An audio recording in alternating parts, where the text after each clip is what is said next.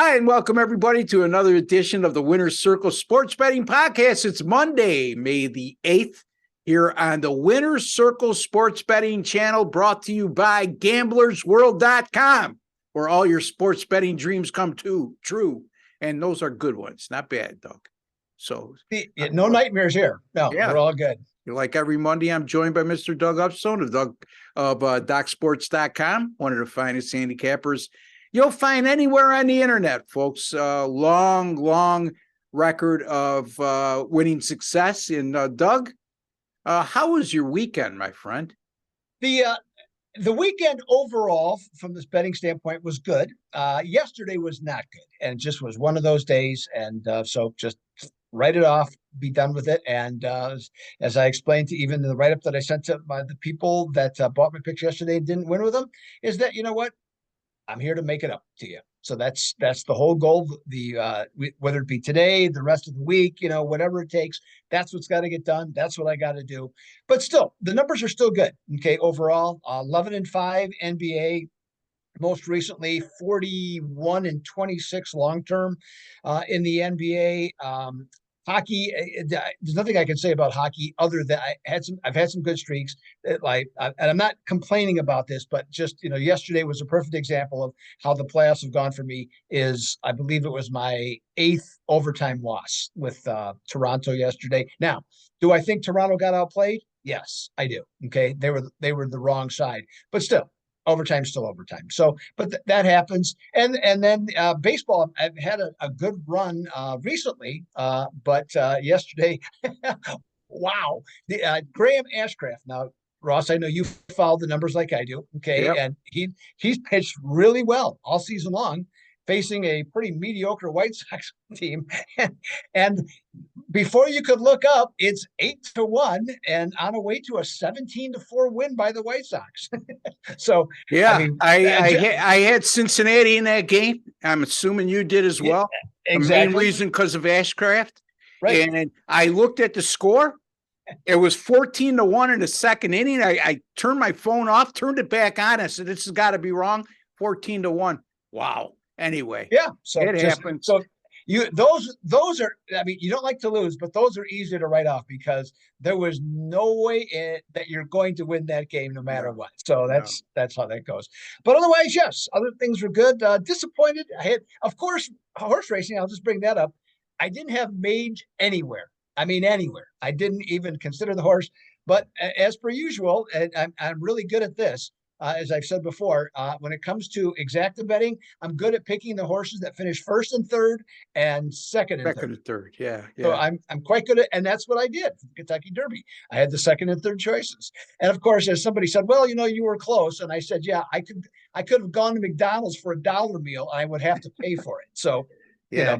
Now, again, was the Kentucky Derby winner, was that the horse that won the UAE? No. That was I can't even think how you say the European horses have never really done anything. No. And the other thing too about that, which was interesting to me, that a lot of people like this horse, and I mean, because of again what we do, I don't know the year they went to the longer gate where they take more horses, but no matter what.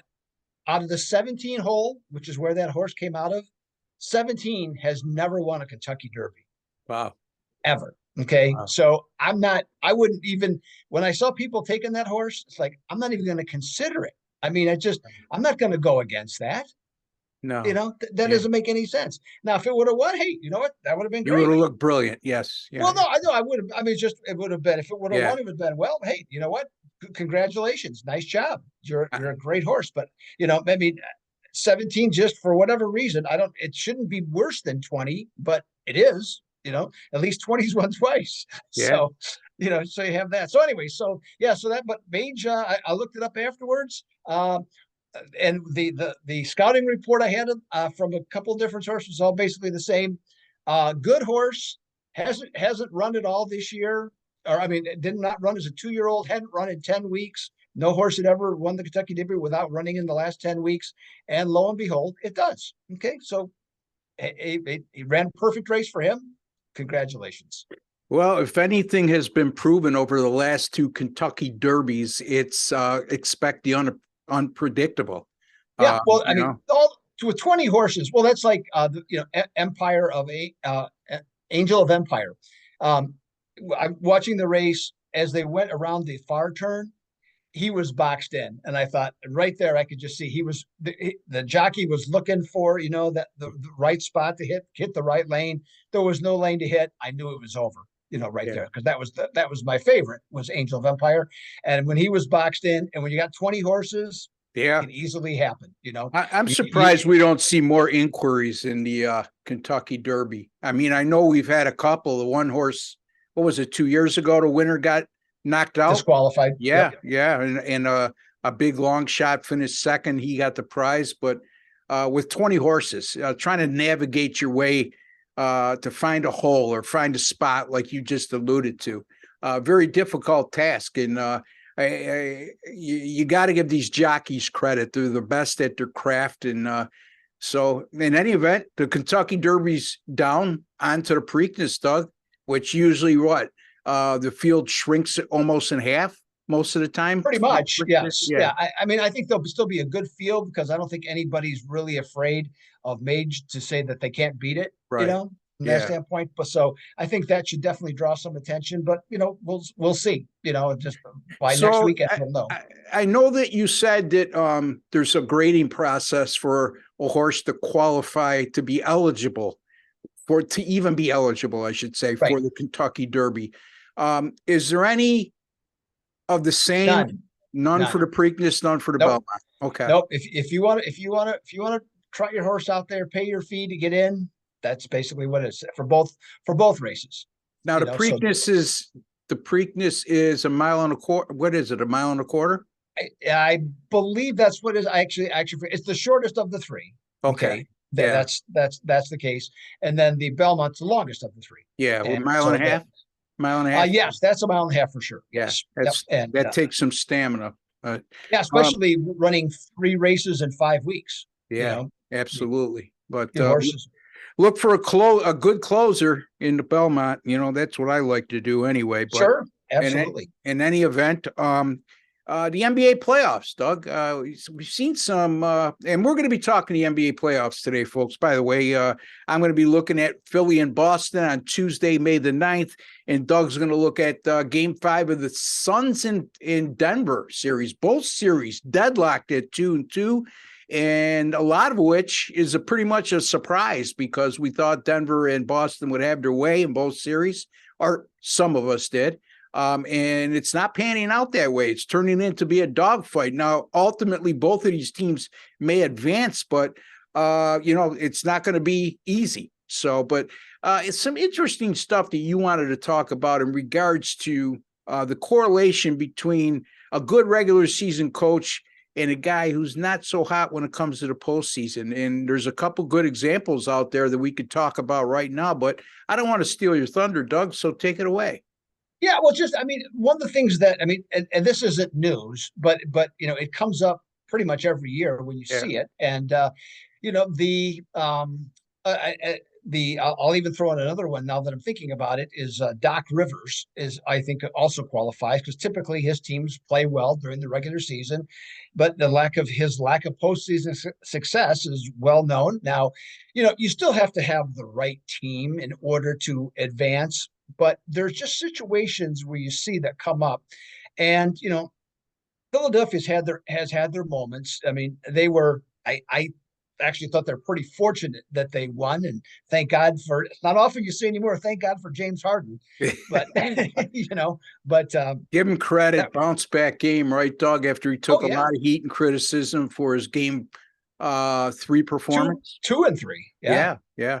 He was pretty bad in both of them. Yeah. But yeah, congratulations. And obviously, right now he seems to be kind of the key to this to their what's ever going to happen for them in the playoffs. But Rivers just you knew going into the game that because in fact I gave out a free play in the first half with Philadelphia yesterday. But I and my what I did on the video I talked about it and even said I don't trust Philadelphia in the second half of the game. which turned out to be true. So you have Rivers, okay, that's one that qualifies. Thibodeau has been a tremendous coach for years, okay, and taken teams beyond what their expectations would be in New York, in Chicago. But now he might have won a championship if Derrick Rose hadn't gotten hurt.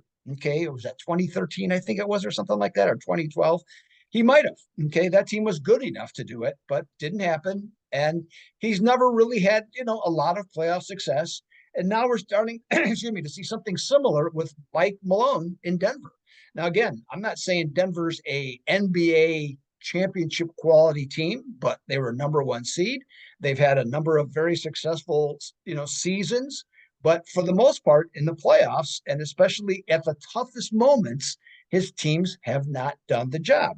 Now, as we talked about briefly, he seems like he should be, super intense. He's everything's there, and the guys should listen to him and do that. But their defense in this series, other than game two, which in game two was more about both teams were just missing shots. So it wasn't great defense necessarily, guys just missing shots. It's a bad look, and I'm starting to wonder if the same thing is going to happen to Denver. That's likely to happen to the New York Knicks. I would say the team that wins this series, this is as far as they're going to go, is the conference championship. I would bet against either one of these teams in the conference finals. Number one, right now, Denver is allowing a team in the Phoenix Suns to stay with them just because of two players' productions. They're letting two players beat them specifically in the last two games, right? Devin Booker and Kevin Durant. And good teams just don't allow opponents to do that to them. And I start to wonder with Denver, is the supporting cast for the Joker that good? Take away what Jamal Murray is. Okay, there's no two ways about that. But beyond Jamal Murray, and it's almost like these two teams are mirror images of each other that rely on two players to get a lot of their scoring, and their offense goes through both of them. So I don't know if you can go all the way like that, Doug. Well, you wouldn't think so. And what I'm going to talk about, I'm not going to give it away now, but I'm going to talk about the very thing that you're speaking of and why I have myself personally lost faith in Malone in this series because of it. But I'll cover that more. But yes, that should not be the case. If you're, let's put it this way, if your team doesn't have anybody that can stop at least one of those guys, well, you know what? Then you should get beat. Yeah. That's the simple fact of the matter. And I'll even give Devin Booker the benefit of a doubt on this one. He's on another world right now. What's he shooting, like 70% for the playoffs?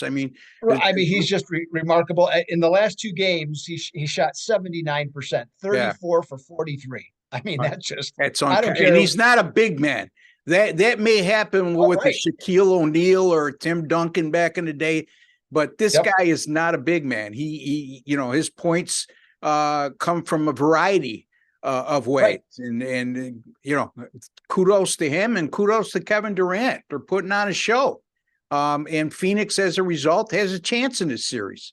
Again, and then you go over to the other side of the Western Conference, Darvin Ham. Here's a guy who's a young coach, a first-time experience as an NBA coach, right? I don't think he was. He was an assistant. Okay. So now here he is in the spotlight for the first time, and the Lakers are sitting there with a 2-1 lead. They knocked off Minnesota in the play-in game. They win their first series. Now they're into the conference semifinals. They're up 2-1. They blow out Golden State in game 3. I had the Lakers, by the way. But I would be lying to you if I thought it would be remotely close to a 27-point win.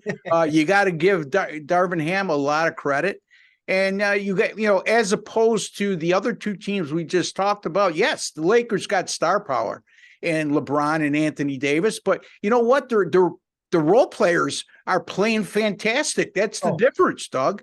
So that's what I'm saying. Between them and Golden State, whoever wins that series, to me, are the deeper teams and could match the star power of both Phoenix and Denver. But I think you can't blame the Joker, and he deserves every MVP award he's got. Okay, probably should have won this year too, but that's up for debate, right? But he's won these MVP awards on teams that he really hasn't had an extraordinary or even a supporting cast like Golden State or the Lakers or the Celtics have right now. Philadelphia too. I mean, Philadelphia's got a good supporting cast. They got Harden and Embiid, but they got other players that can beat you. Maxey and some Harris. of those other guys. So yeah, Tobias Harris, proven player. So we'll see, Doug. It makes for an interesting last 2.5 rounds that we're about to witness. So yeah, and I'll throw one other thing. This is for everybody for tonight's game. That's pretty interesting to me today. So everybody probably has seen, or if you haven't seen, you've heard about Anthony Davis being, up one game, down the next, up one game, down the next. So today, if he had a 25-point game, played really well in game 3. So he opened today for a prop bet at 25.5. And this is very unusual. It's down to 24.5. Wow. Yeah. So, well, I mean, they're banking on the down game here, I guess. So the zigzag theory works record. Even in the props, huh? So right, absolutely. So I thought that was pretty funny. Anyways, so yes. All right, let's get to our games, Doug, and then we could tell the folks where they could find us and how we've been doing of late. But again, talking about the Suns and the Nuggets, series tied at 2-2. Series shifts to Denver on Tuesday evening, May the 9th. Again, folks, we're taping 24 hours in advance, so keep that in mind. These lines are subject to change depending on when you view the video. But Denver right now, as we speak, is a 5-point favorite, and the total is 228. Interested to hear what you have to say in this pivotal game 5 in this series, Doug. Yeah, so like I said, it was a dramatic turn. I'm not going to say that the series being tied is a complete surprise, but you might have thought it would have been, splits at both places. That's how that would occur. So from that standpoint, Denver, did I thought a very poor job defensively. Okay, just overall. And so here's why I'm not going to take them minus the 5 in this game. Okay, I'll explain in depth here. Now, Denver's coming into the series, it was widely regarded that Denver's bench was going to be the difference in the series. Okay, because let's talk about the star power. They had one, Phoenix did not, because Phoenix traded away a lot of their depth, okay, in order to get Kevin Durant. So game 1, Nuggets won by 18. And even though the Denver bench only outscored them by 1, most of the points that the Suns bench got was in the fourth quarter junk time, okay, when the game was already decided. Game 2, decided by 10 points in Denver's favor, okay, outscored them 13-4, okay, off the bench. So the starters were pretty much even. The thing, though, that I noticed, Denver only used 3 bench players, which to me was the first telltale sign. Game 3, well, Booker and Durant go off for 86 in that one. Now, with 86, and then with that, the Suns had just a small, but they had an edge of 1 point. They used 5 players off the bench, whereas Denver again only used 3. So we come to game 4. What happens? Monty Williams, the coach of Phoenix, he gets 40 points off the bench. Wow. Okay, in their victory, using 4 different players. The Nuggets, 3 players, 11 points, a difference of 29 points. Okay, and a 5-point game. So I'm looking at it. So we come into the series. Denver has an edge that has now been negated. And in fact, it's starting to look like it's going to be a disadvantage for them when their starters are out. And Mike Malone, in my opinion, I think he has panicked. Okay, he trusted his bench all year. Now, no doubt, you shorten your bench in the playoffs. Your star players, your starters play more. That's what's expected. So you don't need as many players as it goes along. But the difference is that he has shown a lack of faith, and his players, no question, would see that. At the same time, Monty Williams had nothing, but yet he kept playing these guys. All of a sudden, they got confidence in themselves. And now, they put up 40 points, the other night. So I look at that. That's a huge difference to me, Ross, and looking at this game, in the series, rather. And so take that, along with the fact that Phoenix has shot over 50% in 4 of their last 5 games, including 3 of 4 in this series. And I don't know how they're going to stop them. I haven't seen anything that Denver's going to do now that's going to stop them. Plus the fact in Denver's last game, even though they lost, they shot 55%.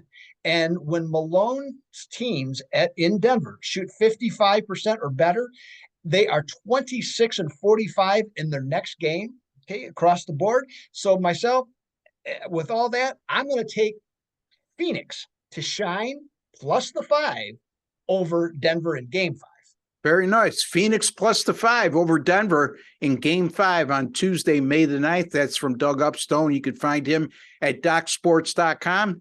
And, you mentioned the bench points, and I've heard announcers say this time and time again throughout the playoffs.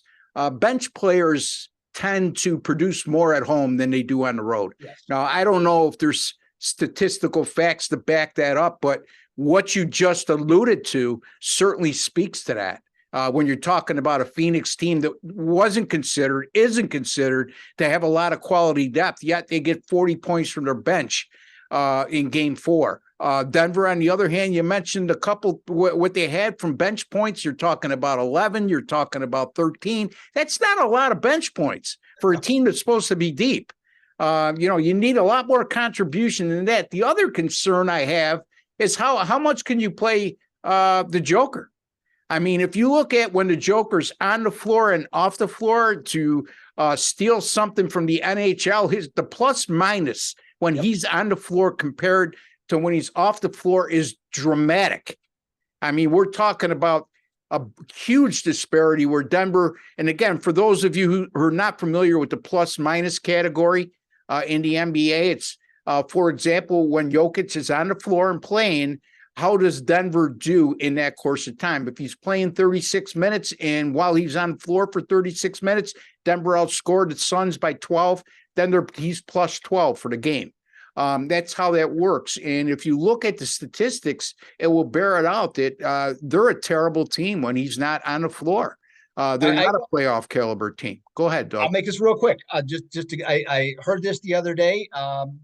When Jokic is on the floor in terms of plus minus, Denver, I believe, is either second or third in the NBA. When he is not on the floor, they're 28th. Wow. It's plus minus. There you go in terms of disparity. And you know what? You could survive during the regular season that way to some degree.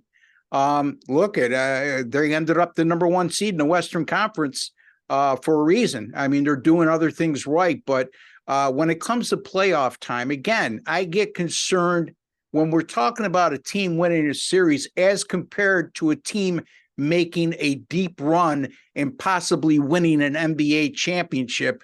We have to touch upon these types of conversations because at the end of the day, even LeBron, his days with the Cleveland Cavaliers when they won titles, he had a good supporting cast. They always had a good supporting cast. I can't think off the top of my head of a past NBA champion.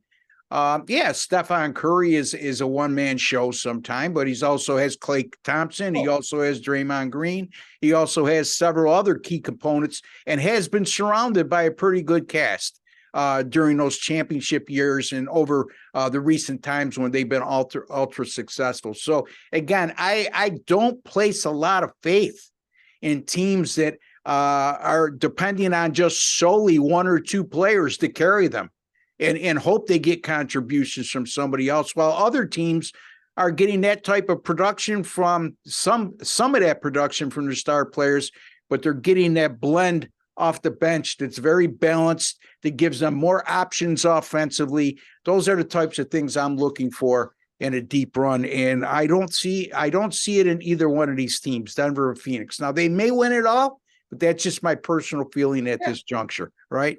All right, let me look at my game. Philadelphia and Boston, Doug, 2-2.